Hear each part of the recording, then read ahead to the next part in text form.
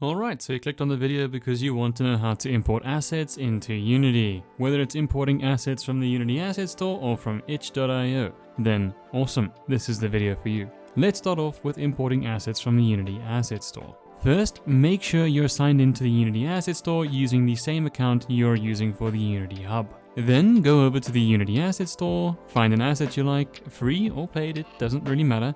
Buy it or add it straight to your assets, up to you. Then go ahead and open up your Unity project. Click on Window on the top over here. Then click on Package Manager down here. On the left, look for My Assets and click on that.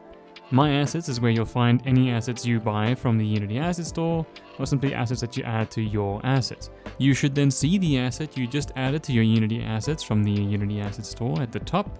Click on Download if you haven't done that already, then make sure to import it. You'll find it there in the Assets folder. Go ahead and move that to wherever you want, and just like that, you have access to that asset. Now, for when you want to import something from itch.io, go ahead and search itch.io. Look for the asset that you want. Once you found it, go ahead and download it. Try look specifically for FBX files since Unity prefers that. Then, once it's finished downloading, go ahead and drag that from your downloads to wherever you'd like it. Usually, if the object you're importing has materials, you'll have to extract those materials as well. Just go ahead and make a folder for those materials. It should automatically assign them. Once that's done, you have full access to the asset.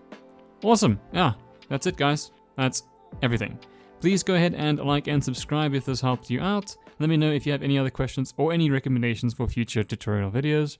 Anyway, good luck with your journey learning Unity and making games. Cheers.